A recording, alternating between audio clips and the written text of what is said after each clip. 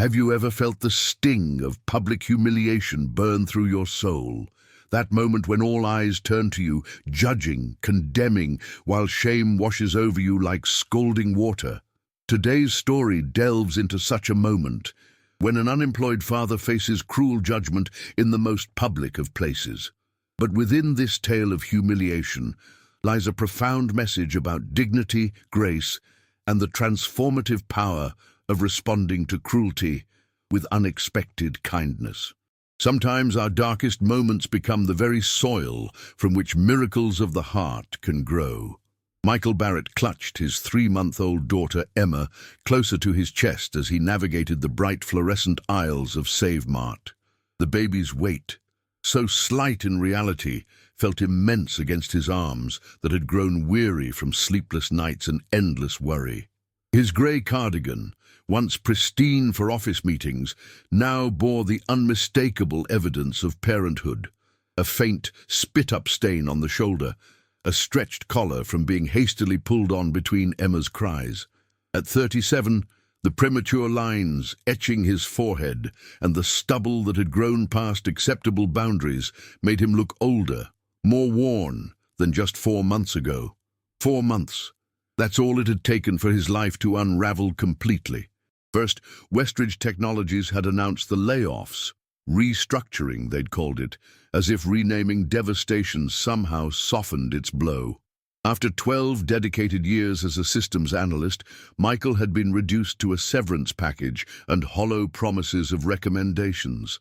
Then, just 3 weeks later, when Emma was barely 2 weeks old, Catherine had walked out. The note she left behind still burned in his memory. "I never wanted this life. I'm sorry. I can't do this." 7 words to end 7 years of marriage.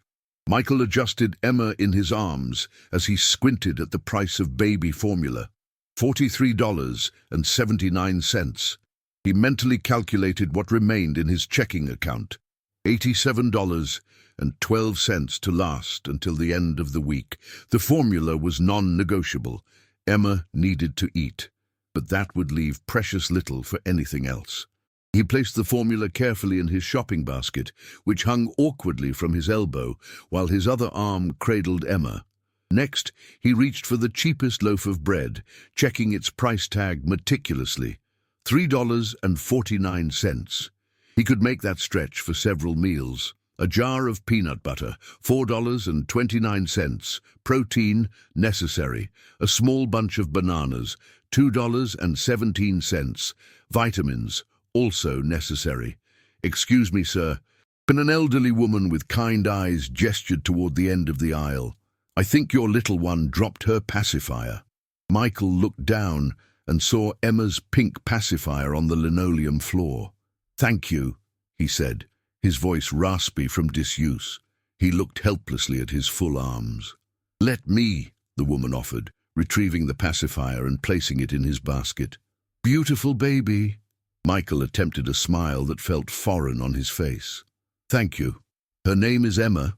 A perfect name for a perfect girl," the woman said before continuing on her way. These small kindnesses had become lifelines in Michael's isolated existence. His parents lived across the country, financially unable to help much beyond the occasional check that he was too proud to cash. Catherine's family had washed their hands of him, blaming him for her departure, though he still didn't understand what he'd done wrong.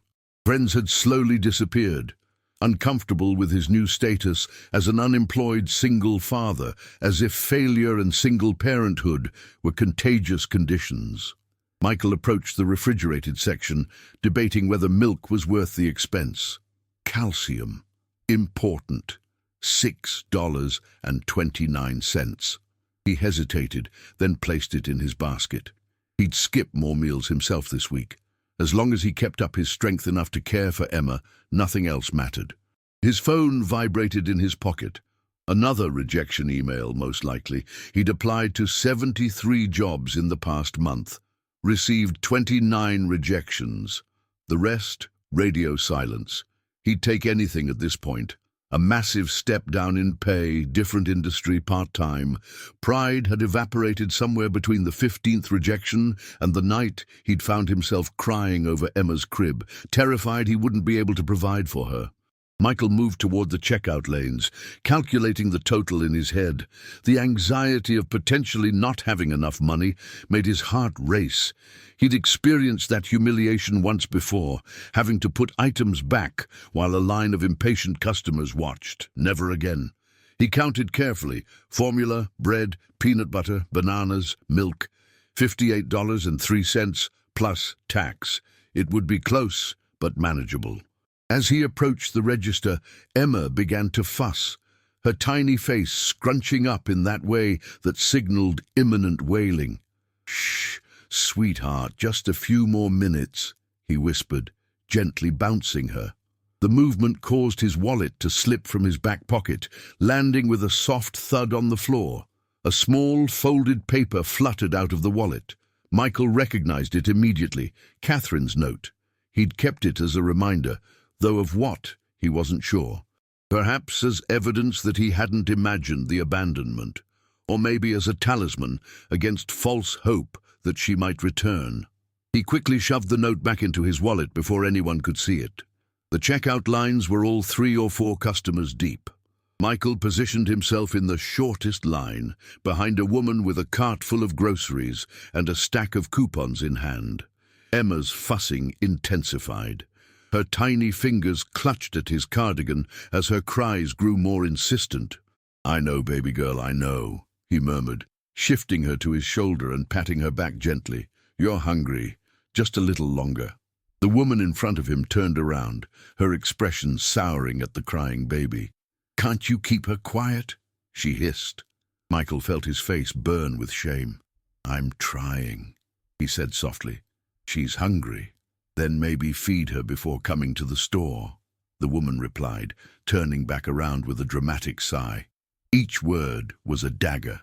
If only she knew he'd stretched the last can of formula to its absolute limit, watering it down slightly for the final bottle, something he hated himself for doing, but desperation had clouded his judgment. He would never do that again. Emma deserved better. The woman finally finished her transaction and moved away, leaving Michael to place his few items on the conveyor belt, while still holding Emma. The cashier, a young man with a disinterested expression, began scanning the items without making eye contact. $59.42, he announced. Michael shifted Emma to reach for his wallet, fumbling slightly. He extracted his debit card and swiped it through the machine, holding his breath. Declined. The word flashed on the small screen like a neon accusation. Michael felt the floor tilt beneath him. That wasn't possible. He'd calculated carefully. "Try again," the cashier said with obvious impatience. Michael swiped again, his hand trembling slightly. Declined. Behind him, he heard sighs and murmurs from the growing line. Emma's cries grew more pronounced, as if she understood the gravity of their situation. I have the money," Michael stammered. "There must be some mistake." "Sir, the card is declining," the cashier said, louder this time. "Do you have another payment method?" Michael reached into his wallet for his credit card, maxed out weeks ago on essential baby items and the electric bill. He knew it wouldn't work, but desperation drove him to try anyway. "Is there a problem here?" The voice came from behind the register. Michael looked up to see a woman in her early 30s, her blonde hair pulled back in a neat bun with a green headband. Her supermarket uniform, crisp white shirt under a green apron with red trim, bore a name tag that read, Rebecca. Her expression was stern, her posture authoritative. A manager, clearly. "His card is declining," the cashier explained, gesturing at the register display. Rebecca studied Michael with narrowed eyes, taking in his disheveled appearance, the crying baby, the pathetically small collection of items on the conveyor belt. "Sir, if you can't pay for these items, you'll need to step aside so we can serve other customers," she said, her voice carrying enough to be heard by nearby shoppers. Several turned to look. "Please," Michael said, his voice barely above a whisper. "The baby formula. I need it for my daughter. I'm sure there's just a bank error. I checked my balance this morning." Rebecca's finger shot out, pointing directly at him. "Listen, I've seen this before. People like you come in here trying to get sympathy with a baby in tow. For all I know, you're trying to scam us." The accusation hit Michael like a physical blow. "What? No, I'm not." "You look like you haven't showered in days," Rebecca continued, her voice rising. "Your clothes are a mess. And now you're trying to buy items you can't afford." Each word sliced through what little dignity Michael had left. Emma's cries escalated to screams, sensing her father's distress. The line behind him had grown, and all eyes were fixed on this unfolding drama. "I'm not a scammer," Michael said, struggling to keep his voice steady. "I'm just trying to feed my daughter." "Well, where's her mother?" Rebecca demanded, gesturing toward Emma. "Why isn't she helping you, or did you drive her away too?" The words struck with surgical precision, finding the exact spot where Michael was most vulnerable. The shame, the abandonment, the failure, all exposed under the harsh fluorescent lights for everyone to see. For a moment, he considered simply walking away, leaving the groceries behind. But the formula? Emma needed it. He couldn't leave without it. "My wife left us," Michael said, the words feeling like glass in his throat. "My daughter is 3 months old. I lost my job. I'm doing the best I can." Rebecca's expression didn't soften. "A likely story. I've heard all the excuses." Something shifted in Michael then. Not anger. He was too exhausted for anger. Instead, a strange calm settled over him, the kind that comes when you've reached the absolute bottom and realize there's nowhere else to fall. "You know what? You're right," he said quietly, bouncing Emma gently to soothe her cries. "I'm a mess. I haven't slept more than 3 consecutive hours in months. I've applied for 73 jobs and been rejected from all of them. My wife left a note saying she never wanted this life, never wanted our daughter, and walked out. I'm terrified every single day that I'm failing Emma, that I won't be able to provide for her, that she deserves better than me." The store had grown oddly quiet, even Emma's cries softening to whimpers. "But despite all that," Michael continued, his voice growing steadier, "I get up every morning and try again. Because that's what love is. It's showing up when it's hard. It's persisting when you want to give up. It's forgiving those who hurt you because bitterness only poisons your own heart." His fingers absently twisted the wedding band he still wore, not out of hope for reconciliation, but as a reminder of the vows he'd meant sincerely, for better or worse, in sickness and health. "You don't know me," he said to Rebecca, meeting her eyes directly for the first time. "And I don't know you or what burdens you're carrying that might make you quick to judge a stranger. But I forgive you for assuming the worst about me, because we're all fighting battles others know nothing about." Rebecca stood frozen, her accusing finger still partially raised, her eyes wide with something that looked almost like recognition. "Michael," she said, her voice suddenly uncertain. "Michael Barrett?" The sound of his name startled him. "Yes. How do you—" "You worked at Westridge Technologies," she said, no longer a question but a statement. "With my brother Thomas, in the systems department." Michael searched her face, trying to place her. Thomas Coleman." Rebecca nodded, her demeanor completely transformed. "He told me about you. Many times, actually." Thomas Coleman had been a junior analyst on Michael's team, a bright, somewhat socially awkward young man whom Michael had taken under his wing. Thomas had struggled with anxiety, and Michael had spent countless lunch hours talking him through panic attacks and helping him navigate workplace politics. "Is Thomas okay?" Michael asked, genuinely concerned despite his own circumstances. Rebecca's eyes welled with unexpected tears. "He passed away last year, undiagnosed heart condition." "I'm so sorry," Michael said, the news hitting him harder than he would have expected. "I didn't know. I moved to a different department before I was laid off. Thomas was a good person." "He was," Rebecca agreed, wiping quickly at her eyes. "And he always said the same about you. He told me once that when he was at his lowest point, considering quitting because his anxiety was so bad, you were the only one who noticed. You told him that his struggles didn't define his worth. Michael vaguely remembered the conversation. Thomas had been having a particularly bad day, hiding in the break room, breathing into a paper bag. Michael had simply sat with him, talked him through it. It wasn't anything special, Michael said, just basic human decency. It saved his career, Rebecca said firmly, and now I've just publicly humiliated the man my brother called the most decent person at that soul-crushing company. But the shame had shifted now, visibly settling on Rebecca's shoulders as she realized what she'd done.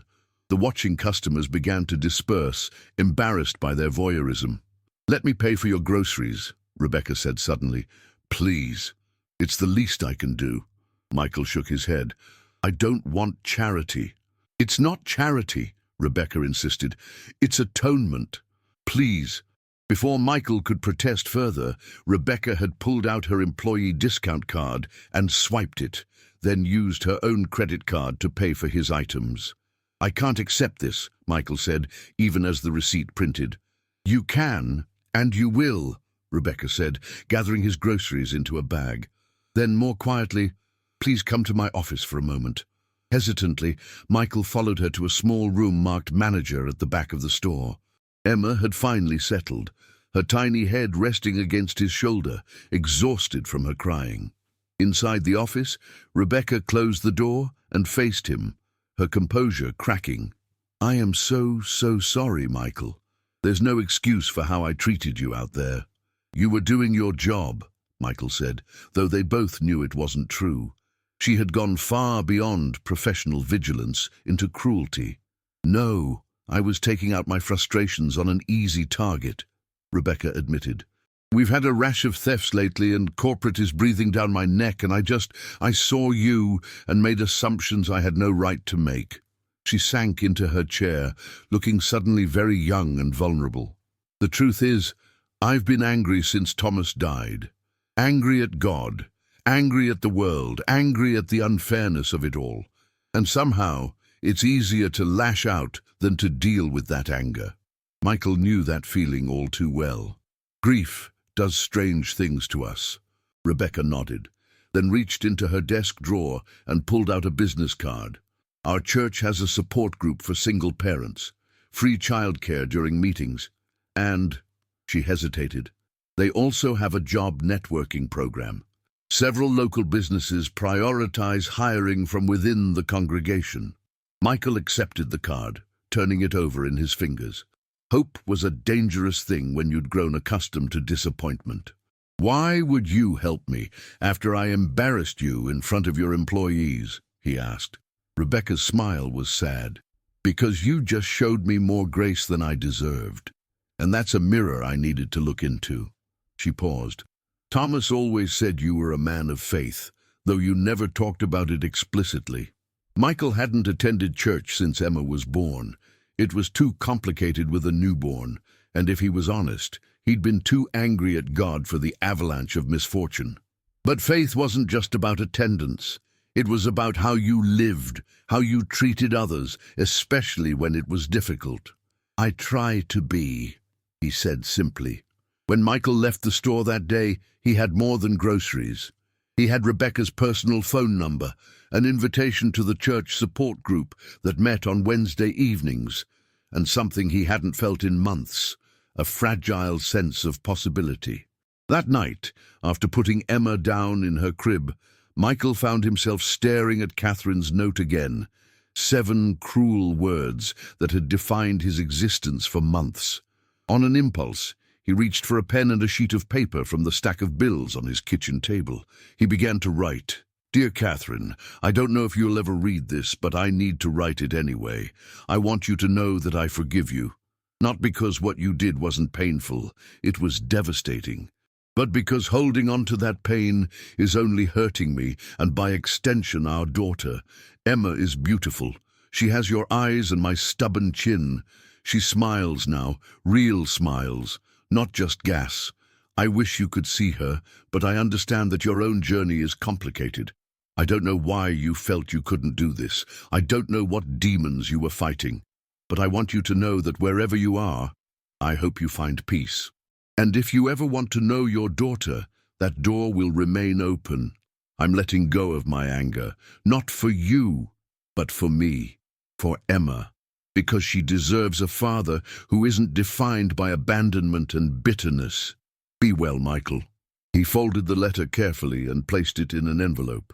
He had no address to send it to, but the act of writing it, of choosing forgiveness over resentment, felt like setting down a burden he'd been carrying for too long.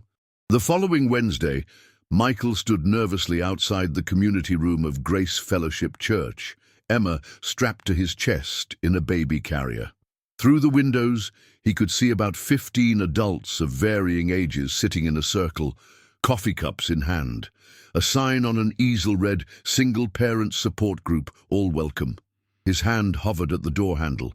It would be so easy to turn around, to retreat to the familiar isolation of his apartment, to continue fighting this battle alone, because that was what he'd grown accustomed to. "I was afraid you wouldn't come." Michael turned to see Rebecca approaching, dressed in jeans and a simple sweater rather than her supermarket uniform. Without the backdrop of fluorescent lights and corporate authority, she looked different, softer somehow. "I almost didn't," he admitted. Rebecca nodded in understanding. "The hardest step is walking through that door. But I promise, everyone in there has been where you are. Different circumstances, same overwhelming feeling." "I'm not good at asking for help," Michael said. "None of us were," Rebecca replied with a small smile, "until we realized we couldn't do it alone, and weren't meant to." As if sensing the importance of the moment, Emma reached up a tiny hand and patted Michael's cheek, her innocent eyes fixed on his face.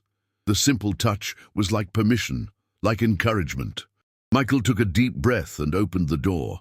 The weeks that followed weren't magical transformations. There were still sleepless nights, financial worries, and moments of overwhelming doubt. But for the first time since his world had collapsed, Michael wasn't facing those challenges in isolation. The support group provided practical help, hand-me-down baby clothes, recommendations for affordable childcare, even occasional meal deliveries when members knew someone was particularly struggling. But more valuable was the emotional support, the understanding nods when Michael confessed his fears, the absence of judgment when he admitted his mistakes. Through the church's job network, Michael secured an interview at a small engineering firm owned by a congregation member.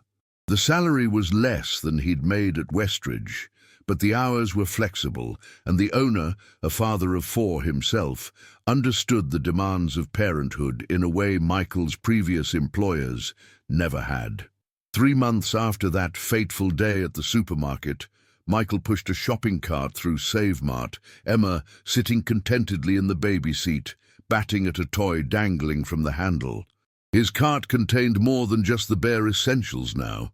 His first paycheck had arrived, and while he wasn't financially comfortable yet, the acute panic had subsided. As he rounded the corner to the dairy section, he spotted Rebecca stocking shelves, clipboard in hand. She looked up and smiled when she saw them. "Well, look at you two," she said, approaching the cart. "Emma's getting so big." "7 pounds bigger than when you met her," Michael said proudly. "The pediatrician says she's right on track now." Rebecca touched Emma's cheek gently. "Hi there, sweet girl. Remember me?" Emma responded with a toothless grin and an excited kick of her legs. "She remembers her Aunt Rebecca," Michael said, the title having evolved naturally over the past months as Rebecca had become a fixture in their lives, babysitting occasionally, joining them for dinner, becoming the unexpected family they both needed. "How's the new job?" Rebecca asked. "Good. Really good," Michael replied. "My boss asked if I'd be interested in heading up a new project next month. It would mean more responsibility, maybe eventually a raise." "That's wonderful," Rebecca said, genuinely pleased. "You deserve it." Michael shook his head slightly. "What I deserve and what I've been given are 2 very different things. I'm just grateful." Rebecca's hand found his arm, squeezing gently. You know, I've been thinking about that day we met. How different things might be if I hadn't been so cruel to you. Or if I'd responded with the anger you probably deserved, Michael added. Why didn't you? She asked, a question that had lingered between them. Most people would have. Michael considered the question seriously. I think, when you've been broken open by life, you have a choice. You can let all your goodness leak out, or you can let light in through the cracks. That day, I was just too exhausted to hold on to anger. It was grace by default, not virtue. I don't believe that, Rebecca said firmly. Thomas always said you had a quiet strength about you. He was right. A customer approached, needing assistance, and Rebecca excused herself with a promise to call later about their weekend plans, a picnic in the park, weather permitting. As Michael continued his shopping, he reflected on the strange, winding path that had led him here. The devastating losses that had somehow, inexplicably, created space for new connections. The public humiliation that had become the catalyst for unexpected community. At the checkout, he found himself in the same lane where it had all unfolded. The same cashier was there, though the young man showed no sign of recognizing Michael. As he scanned the items, formula, bread, peanut butter, bananas, milk, and now a few modest luxuries like coffee and fresh vegetables, Michael noticed a woman behind him in line, struggling with a fussy toddler while trying to check her wallet. Here, he said, stepping aside. You can go ahead of me. Are you sure? The woman asked, relief evident in her tired eyes. Absolutely, Michael replied. I've been there. As the woman thanked him and moved forward, Michael caught sight of his reflection in the store's security mirror. Himself, Emma, their cart of groceries. They looked like any other father and daughter, any other family doing their weekly shopping. But Michael knew the invisible story behind the ordinary image, the pain, the grace, the forgiveness, the slow rebuilding. Emma reached for him, and he lifted her from the cart, feeling her warm weight against his chest. We're okay, sweet girl, he whispered into her soft hair. We're going to be okay. And for the first time since his life had fallen apart, Michael believed it with his whole heart.